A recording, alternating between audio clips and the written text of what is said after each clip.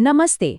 आज के इस ऐतिहासिक विश्लेषण में हम सीधे इतिहास के उस पन्ने पर चलेंगे जो अदम्य साहस, बेजोड़ वीरता और एक विशाल मुगल साम्राज्य के खिलाफ एक अकेले राज्य के अडिग खड़े होने की कहानी है।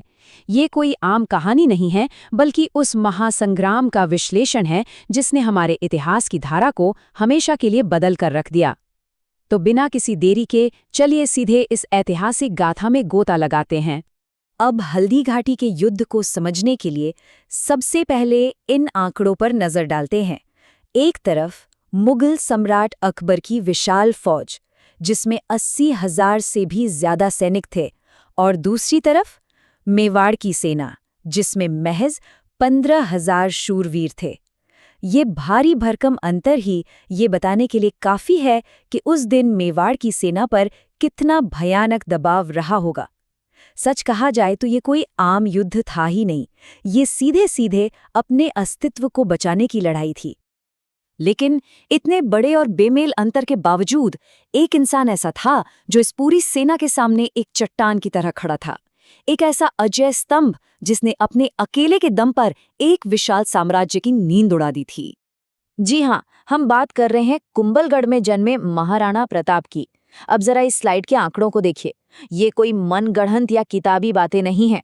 7.5 फीट की उस अद्भुत ऊंचाई के साथ वो युद्ध भूमि में जो वजन लेकर उतरते थे ना, वो आज के समय में किसी चमत्कार से कम नहीं लगता। जरा हिसाब लगाइए, 70 किलो का कवच, 80 किलो का भाला, दोनों हाथों में 10-10 किलो की तलवारें और 10-10 किलो के जूते। मतलब आज के 2-3 इंसानों का कुल वजन तो सिर्फ उनके हथियारों का ही था। उनकी ये शानदार उपस्थिति ही दुश्मनों के हौसले पस्त करने के लिए काफी हुआ करती थी। और इस बेपनाह ताकत का अंजाम क्या हुआ, सोचिए। जब हल्दी घाटी के मैदान में अकबर का सबसे खूंखार और विशालकाय सेनापति बहलोल खान महाराणा प्रताप के सामने आया, तो क्या हुआ होगा। प्रताप ने अपनी 2-धारी तलवार से एक ही वार में बहलोल खान को उसके घोड़े समेत बीच से 2 हिस्सों में चीर कर रख दिया। सच में रोंगटे खड़े कर देने वाला मंजर रहा होगा वो। और इस एक प्रहार ने पूरी की पूरी मुगल सेना में ऐसा खौफ भर दिया था जो शायद ही कभी मिटा हो। अब यहाँ एक बहुत ही स्वाभाविक सा सवाल उठता है कि आखिर मुगल इस एक राज्य के पीछे इतना हाथ धोकर क्यों पड़े थे। देखिए, बात सिर्फ जमीन की नहीं थी, बात थी व्यापार और रणनीति की। दिल्ली से पश्चिमी तटों तक जाने वाला जो सबसे अहम व्यापारिक मार्ग था, वो मेवाड़ से होकर गुजरता था। किसी भी तरह के वैश्विक आयात या निर्यात के लिए इस रास्ते पर कब्जा होना बहुत जरूरी था। आपको जानकर हैरानी होगी, स्रोत बताते हैं कि मेवाड़ अकबर के लिए इतनी बड़ी सिरदर्द बन चुका था कि उसने महाराणा प्रताप को आधा भारत तक देने की पेशकश कर दी थी। शर्त सिर्फ ये थी कि मेवाड़ मुगलों के अधीन हो जाए। लेकिन जाहिर है, प्रताप के लिए अपनी मातृभूमि का सौदा करना पूरी तरह से असंभव था। अब 15,000 लोग 80,000 की सेना से सीधे मैदान में तो नहीं टकरा सकते थे। तो यहाँ काम आई एक बहुत ही शानदार रणनीति। 1576 में प्रताप ने अरावली की पहाड़ियों और गहरी घाटियों के अपने जबरदस्त ज्ञान का इस्तेमाल किया। इसे हम छापामार युद्ध या गुरिल्ला वॉरफेयर कहते हैं। उन्होंने दुश्मन पर ऊपर पहाड़ियों और नीचे घाटियों से एक साथ अचूक हमले किए। इसके अलावा हाकिम खान जैसे अफगानी नेताओं के साथ जो रणनीतिक गठबंधन किए गए, उसकी वजह से मुगलों की वो भारी भरकम संख्या भी बेअसर सी साबित होने लगी थी। लेकिन इस शानदार रणनीति को जमीनी स्तर पर कामयाब बनाने के लिए एक बहुत बड़ी कीमत भी चुकानी पड़ी थी। इस महासंग्राम को महलों से निकलकर जंगलों की खाक छाननी पड़ी। राजसी सुख सुविधाओं को पूरी तरह से त्याग कर महाराणा प्रताप ने सच में एक सन्यासी राजा का जीवन अपना लिया था। जमीन पर सोना, पत्तों पर खाना खाना और बिना जूतों के जंगलों में आदिवासी भील समुदाय के बीच रहना, ये सब कोई छोटी बात नहीं है। उनके इसी अथाह त्याग ने भीलों के दिलों में उनके लिए वो वफादारी पैदा की जिसे कोई दौलत नहीं खरीद सकती थी।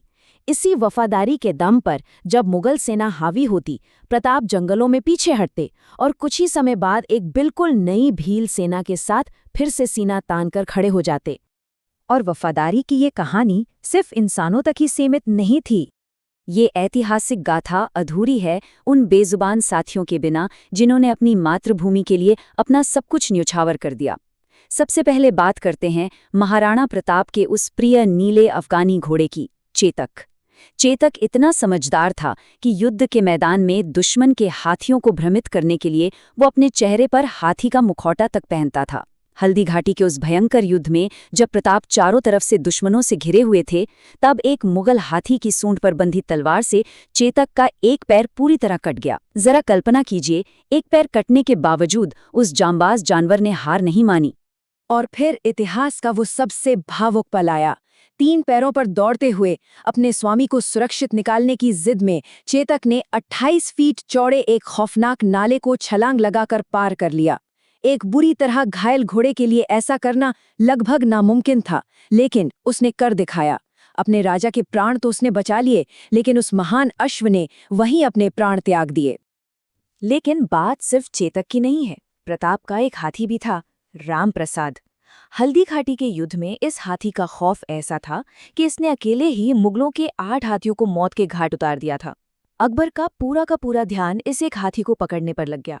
आखिरकार 12 हाथियों का एक बड़ा सा चक्रव्यूह रचकर उसे बंदी बनाया गया और मुगल दरबार में उसका नाम बदलकर पीर रख दिया गया। नाम तो बदल दिया गया, लेकिन राम प्रसाद की वफादारी को कभी बंदी नहीं बनाया जा सका। अपने राजा से बिछड़ने के गहरे गम में इस जानवर ने अन्न और जल का पूरी तरह से त्याग कर दिया।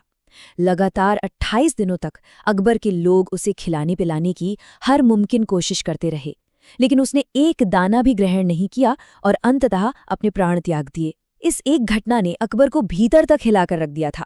उसे ये एहसास हो गया था कि जिस राजा का हाथी उसके सामने अपना सिर नहीं झुका सका, उस राजा को तो वो जिंदगी में कभी नहीं झुका पाएगा।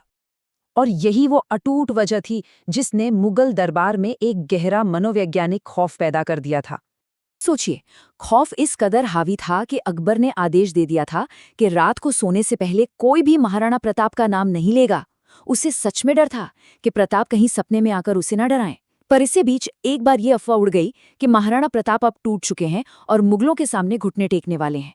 ये खबर सुनते ही बीकानेर के राजा और कवि पृथ्वीराज राठौर ने प्रताप को एक बहुत ही उत्तेजक पत्र लिखा। उन्होंने सीधा सवाल किया कि क्या अब जंगल का शेर सियारों के बीच रहेगा और क्या सूर्य अब बादलों के पीछे छिप जाएगा। और इस पत्र को पढ़ते ही महाराणा प्रताप का खून खौल उठा। उन्होंने बिना किसी देरी के जो जवाब भेजा वो बिल्कुल आग की तरह था। उन्होंने लिखा कि बादलों में इतनी हैसियत नहीं कि वो सूर्य को रोक सके और एक शेर कभी सियारों को बर्दाश्त नहीं करेगा। उनका उत्तर एकदम साफ था, मैं भूखा प्यासा रह लूंगा, अपने प्राण दे दूंगा, पर मेवाड़ की रक्षा हर हाल में करूंगा। बस इस एक पत्र ने आत्मसमर्पण की उन तमाम अफवाहों को हमेशा के लिए दफन कर दिया। तो अंततः सालों तक चले इस पूरे महासंग्राम का नतीजा क्या निकला? देखिए, ये महज हथियारों की या सेनाओं की लड़ाई तो थी ही नहीं, ये दिमागी और जज्बातों की लड़ाई थी। और इस मनोवैज्ञानिक युद्ध में दृढ़ संकल्प की ही जीत हुई। मुगल साम्राज्य को हार मानकर ये स्वीकार करना पड़ा कि वो मेवाड़ को कभी पूरी तरह से नहीं कुचल सकते। आखिरकार अकबर ने मेवाड़ का पीछा छोड़ दिया और महाराणा प्रताप ने अपने राज्य के अधिकांश हिस्सों पर फिर से अपना अधिकार जमा लिया। ऐतिहासिक स्रोत बिल्कुल सही निष्कर्ष निकालते हैं। इस लंबे संघर्ष में अकबर कभी जीता नहीं और महाराणा प्रताप कभी हारे नहीं। साम्राज्य के पास अपार सैन्य बल जरूर था, लेकिन मेवाड़ के पास जो अटूट इच्छा शक्ति और त्याग की भावना थी, उसे दुनिया की कोई भी सेना नहीं भेद पाई। पर इन सब शौर्य और पराक्रम की बातों के बीच इतिहास का एक कड़वा सच भी सामने आता है। ये लड़ाई इतनी लंबी और दर्दनाक क्यों खींची? स्रोत इस बात पर जोर देते हैं कि मुगलों ने स्थानीय शासकों और राजपूतों के बीच की आपसी फूट का जमकर फायदा उठाया था। बहुत से राजा मुगलों से जा मिले थे। एक पुरानी कहावत है ना, जब घर टूटता है तो पड़ोसी लूटता है।